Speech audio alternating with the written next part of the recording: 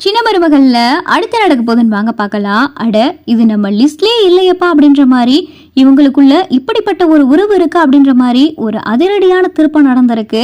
இங்கே ராஜாங்கத்தோடைய வீட்டுக்கு காவியாவுடைய அம்மா அப்பா வராங்க. காவியாவுடைய அம்மா அப்பா பார்த்ததுமே காவியா வேகமா ஓடி போய் வாங்கம்மா வாங்கப்பா அப்படின்னு சொல்லி கூப்பிடவும், என்னப்பா எதுவும் சொல்லாம கொள்ளாம வந்திருக்கீங்க, என்ன விஷயம் அப்படின்னு சொல்லி காவியா கேட்கவும், வாமா உள்ள போய் பேசலாம் அப்படின்னு சொல்லிட்டு எம்எல்ஏ சிற்றரசும் அவரது மனைவி வரவும், இங்கே ராஜாங்கம், மோகனா, அப்பத்தா, சன்னாசி, ஈஸ்வரி, போஸ் எல்லாருமே இருக்காங்க. வாங்க வாங்க அப்படின்னு சொல்லி ராஜாங்கம் கூப்பிடவும், என்ன சொல்லாம கொள்ளாம வந்திருக்கீங்க அப்படின்னு சொல்லி அப்பத்தா கேட்கவும், அது ஒன்றும் இல்லை பாட்டி, காவியாவுக்கு தாலி பிரிச்சு கோக்கணும், அதை பத்தி தான் பேசலான்னு வந்திருக்கோம் அப்படின்னு சொல்லிட்டு இங்கே எம்எல்ஏ சிற்றரசும் அவரது மனைவி சொல்லவும், ஆமால தாலி பிரிச்சு கோக்கணுமே அப்படின்னு சொல்லி அப்பதான் சொல்லிக்கிட்டு இருக்காங்க.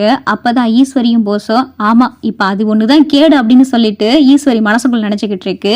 சரி உங்ககிட்ட கலந்து பேசிட்டு இன்னைக்கு ஒரு நல்ல நாள் பாருங்க, காவியாவுக்கு தாலி பிரிச்சு கோக்கணும்ல அப்படின்னு சொல்லி எம்எல்ஏ சொல்லிக்கிட்டு இருக்காரு.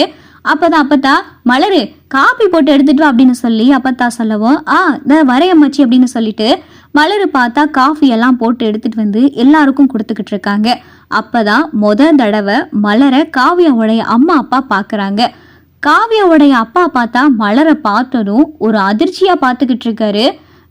இந்த பொண்ணு யாரு அப்படின்னு சொல்லிட்டு ரொம்ப தயக்கத்தோட காவியாவுடைய அப்பா ராஜாங்கத்துக்கிட்ட கேட்கவும், எங்க வீட்டு பொண்ணுதான் அப்படின்னு சொல்லிட்டு இங்க ராஜாங்கம் சொல்லவும், ஐயா புரியலையே அப்படின்னு சொல்லிட்டு இங்க எம்எல்ஏ சிற்றரச சொல்லவும், அப்பதான் ஈஸ்வரி வாயை வச்சுக்கிட்டு சும்மா இருக்காம, இந்த வீட்டு வேலைக்காரியாவா அப்படின்னு சொல்லி ஈஸ்வரி சொல்லவும், அப்பதான் அப்பத்தா, அடி உன்னை எத்தனை தடவை சொல்லியிருக்கேன் அவளை அப்படி சொல்லக்கூடாதுன்னு, அவ இந்த வீட்டு பிள்ளை அப்படின்னு சொல்லி அப்பத்தா சொல்லவும், அப்பதான் ராஜாங்கம் சொல்றாரு, இந்த வீட்டுல ராமையான்றவர் வேலை பார்த்துக்கிட்டு இருந்தாரு, அவருடைய பொண்ணு தான் மலரு, அப்பா கூடயே இங்கேயே இருந்துட்டா, அவர் இப்ப கிராமத்துல தங்கி இருக்காரு, இந்த வீட்டு பொண்ணாவே மலர் இருந்துருச்சு, எங்களை பொறுத்தளவு மலரும் இந்த வீட்டு பொண்ணு தான் அப்படின்னு சொல்லிட்டு ராஜாங்க சொல்லவும், இங்க காவியோடைய அப்பாவுக்கு பார்த்தா பயங்கரமான அதிர்ச்சி.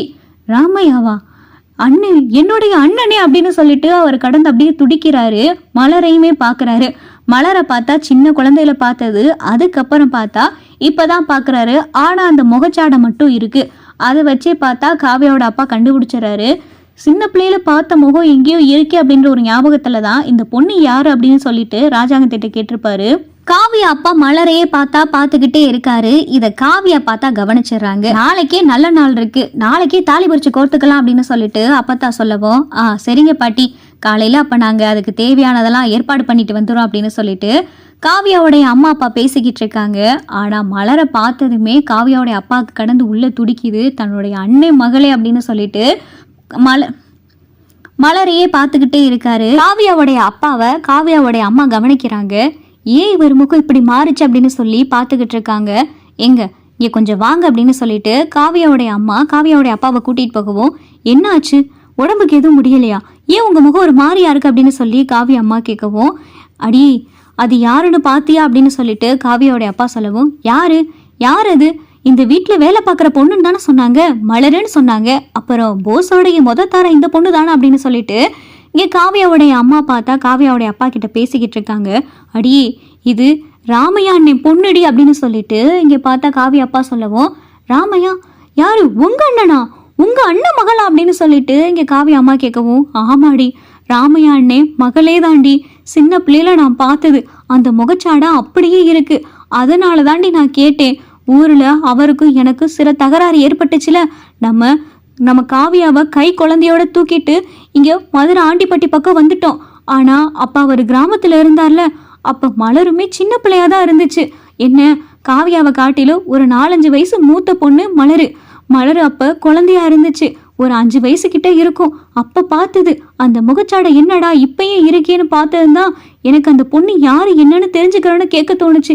என்னுடைய அன்னை மக மலர் அப்படின்னு சொல்லிட்டு இங்க காவியாவுடைய அப்பா பார்த்தா காவியாவுடைய அம்மா கிட்ட சொல்லவும், இந்த விஷயத்த இப்ப இங்க வீட்டுல இருக்கிற யாருகிட்டையும் சொல்லாதீங்க, இங்க இருக்கிற யாருக்கும் இப்ப இது தெரிய வேணாம் அப்படின்னு சொல்லிட்டு காவியாவுடைய அம்மா சொல்லவும், சரி நானும் யாருக்கிட்டையும் சொல்லல அப்படின்னு சொல்லிட்டு காவியாவுடைய அப்பா பேசிக்கிட்டு இருக்காரு.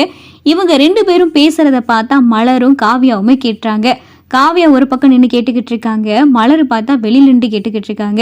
இங்க 2 பேருமே இந்த விஷயத்தை தெரிஞ்சுக்கிறாங்க. நம்ம 2 பேரும் அக்கா தங்கச்சி அப்படின்ற மாதிரி 2 பேருக்குமே இந்த விஷயமும் தெரிஞ்சு போயிருது. சரின்னு சொல்லிட்டு காவியாவுடைய அப்பா பார்த்தா காவியா கிட்ட சொல்லிட்டு கிளம்புறாரு. அடி காவியா, நாங்க கிளம்புறோம் அப்படின்னு சொல்லிட்டு காவியாவுடைய அப்பா சொல்லவும், அப்பதான் ராஜாங்கம் இருங்க சாப்பிட்டுட்டு போகலாம் அப்படின்னு சொல்லி ராஜாங்கம் சொல்லவும், இல்லையா நாளை காலையில தான் தாலி பிரிக்க கோக்க வருவோல, அப்ப பாத்துக்கிறோம், இப்ப நாங்க கிளம்புறோம் அப்படின்னு சொல்லிட்டு காவியாவுடைய அம்மா அப்பா அங்கிருந்து கிளம்பிடுறாங்க. அப்பதான் காவியாவுடைய அப்பாவுடைய கையை பிடிச்சு, அப்பா மலர் என்னுடைய அக்காவா அப்படின்னு சொல்லிட்டு காவியா கேட்கவும், காவியா அப்படின்னு சொல்லிட்டு காவியா அப்பா சொல்லவும், ஏன்பா ஏன் இந்த விஷயத்த மறைக்கிறீங்க அப்படின்னு சொல்லிட்டு காவியா கேட்கவும், இல்லம்மா இப்போ இருக்கிற சூழ்நிலையில இந்த விஷயம் வீட்டில் இருக்கிற யாருக்கும் தெரிய வேணாம், உனக்கு தெரிஞ்சிருச்சுல, ஆனால் இதை யாருக்கும் தெரியாம நீ பார்த்துக்க அப்படின்னு சொல்லிட்டு காவியாவுடைய அப்பா சொல்லவும், சரிப்பா நான் இதை யாருக்கிட்டையும் சொல்லலை, ஆனால் மலர் என்னுடைய அக்காவா இருப்பாங்கன்னு நான் நினச்சி கூட பார்க்கல.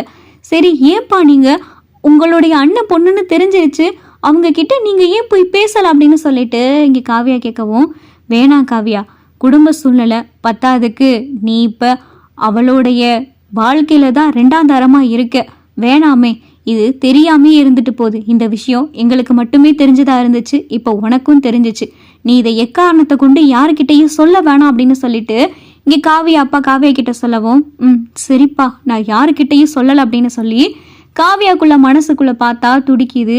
அப்போ மலரு நம்ம அக்காவா, நம்ம சொந்த அக்காவா அப்படின்னு சொல்லிட்டு காவியா நினைக்கிறாங்க.